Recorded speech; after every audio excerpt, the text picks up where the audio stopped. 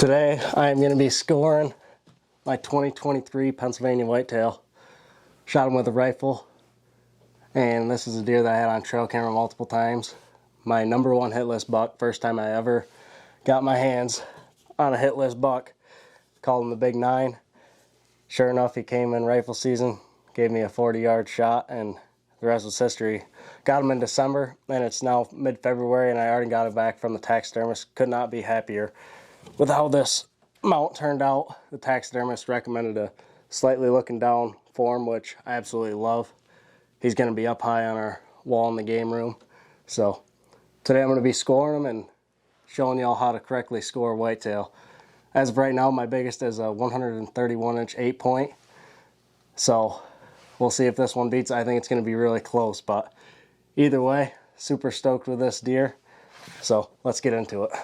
First things first, we printed out our official whitetail deer scoring sheet and handy dandy tape measure. One thing I am missing is a tape measure that I can wrap around the beams for circumference measurements, but I do have this that is official scoring cord that you can tightly keep against the antlers and round the edges instead of as a tape measure you just have one straight mark. So first thing we do, we're going to take out our tape measure and we are going to lock it and just set it on the desk like that.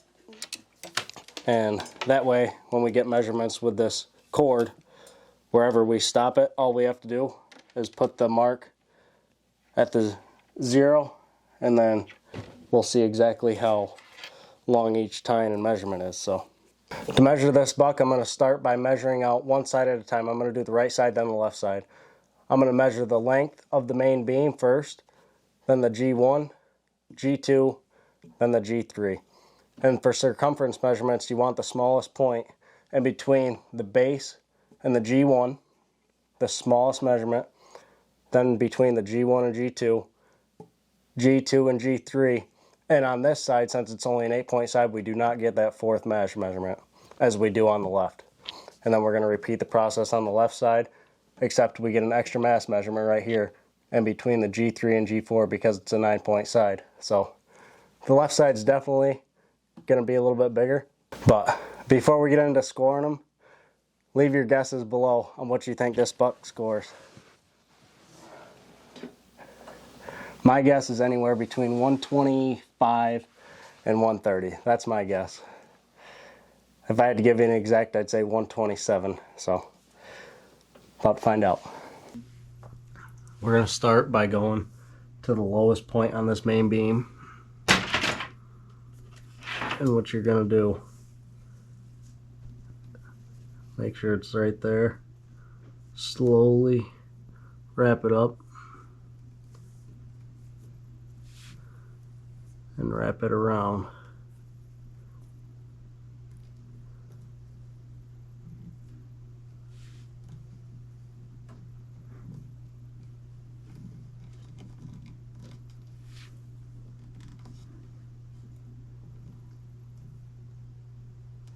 And once you get to the end here, what's nice about this little cord is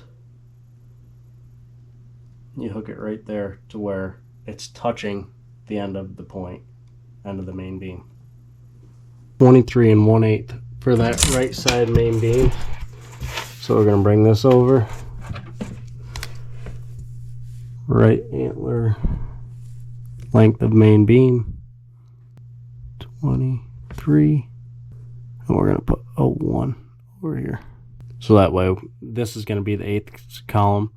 And at the end of it, we'll add them all up. And it's just much easier to put the first number of the 8s instead of a 1, 8. Much more simplified. Much easier to add up when it's all said and done. Let's go on to the length of the first point, which is going to be our G1. So for this first point, and actually the rest of them, the first one I'm going to do from the inside because I do think I'll get a little bit more out of it. But for these next the next 2 tines on this side, I'm going to measure from the outside because they kind of curl in, which means on the inside it's going to be a shorter measurement. On the outside, I'll get my longest possible measurement out of that. So we want to draw a line from the main beam. We want to connect the main beam from the left and right side of each point, and wherever that is, that's where you want to start your measurement. So we take this, that line's about right there, so I'm going to start right there, pull it up, and again we're going to hook this, and it's barely touching the very top of that first point, so we're going to bring it over. We are going to get this lined up with 0, bring it down, and it looks like we are at exactly 2 inches. Again, for this one, we're going to draw a line that connects the main beam to both sides of the point. Which is about right here. So that's where we're going to start our measurement. We're going to put that right there. And see here, this point kind of curves in. We're going to keep it on the outside part and keep it tight. But you want to keep it on the outside of that antler because it is going to help your score. We're going to clip it to where it's touching. Bring it over to our tape measure. We are at exactly 9 there. Onto the G3, we're going to do the same exact thing. Draw a line about right there. That's where we're going to start.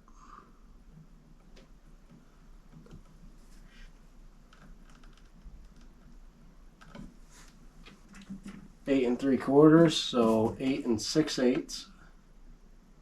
We're going to keep the measurements in 8ths just so it's easier to add up at the end. And since there is no G4, we don't get that measurement.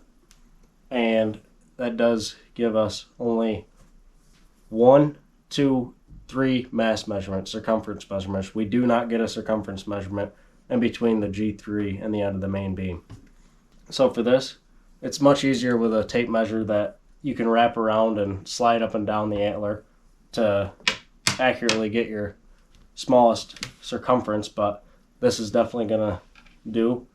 So I can pretty much tell the smallest part of each circumference. So I may be giving myself or taking away an 1/8 on each one, but it's going to be very close.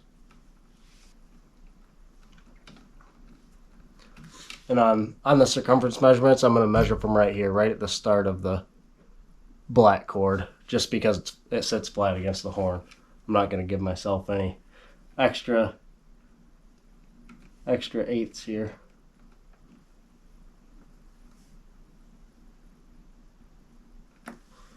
Okay, we got that hooked.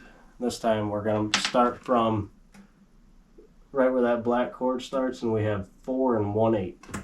Second mass measurement looks to be about right in the middle, a little closer to that brow tine. 4 2. Getting that close as possible. As you can tell right there, that's right on. 4 2 again. And that's it for the right side. Now on to the left.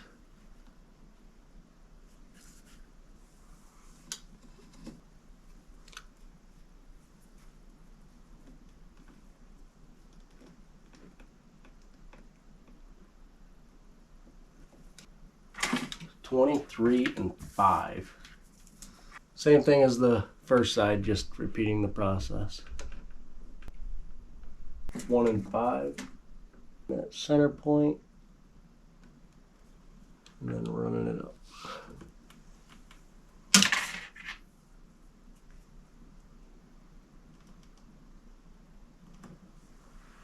Eight 1. Find that center.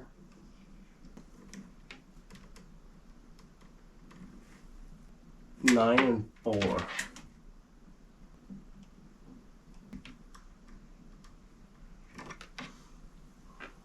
3 3 and 5.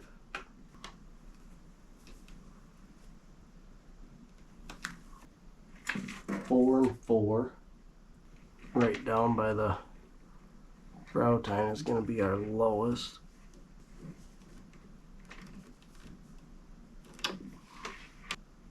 4 and 3. Get a lot shorter right there. 3 and 7. And then on this side we get one extra mass measurement because of this fourth point. It gets pretty narrow right up here by this tine, so we're coming up here. 3 and 3. Now that we have all those measurements, the only thing we have left is the width. To measure the width, I'm just going to take this tape measure and find the widest point, and it has to be straight across. You can't angle it or anything like that. It's got to be perfectly straight. Right there we got 15 and 3. 15 and 3 right there.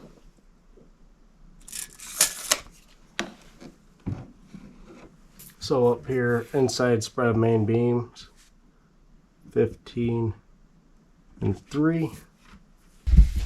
First up, we're going to add up all the 8s. We're going to start with the right antler. We got 1, 6, 7, 8, 9, 10, 11, 12. So that's going to carry over 1 inch to that side and leave us with 4. So we're going to have 4 8s.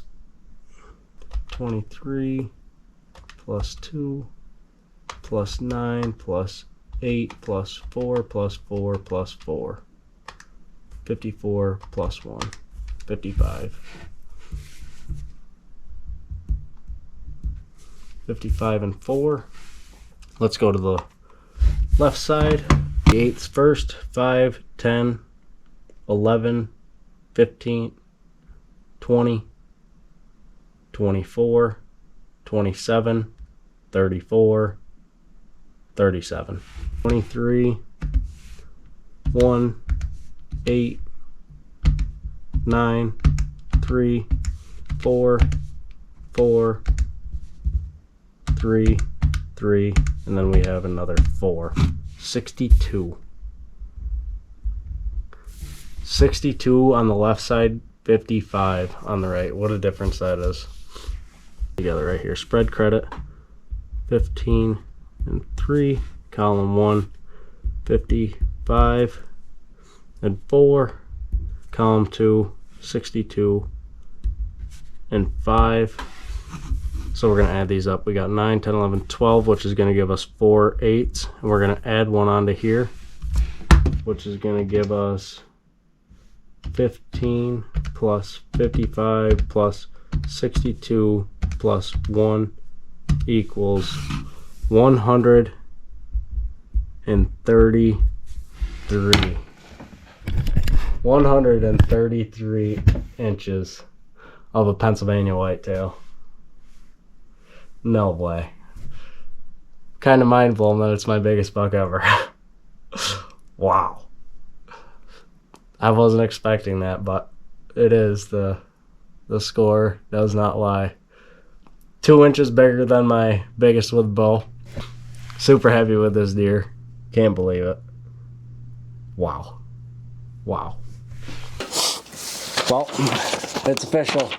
I just got done scoring what is now the biggest buck of my life.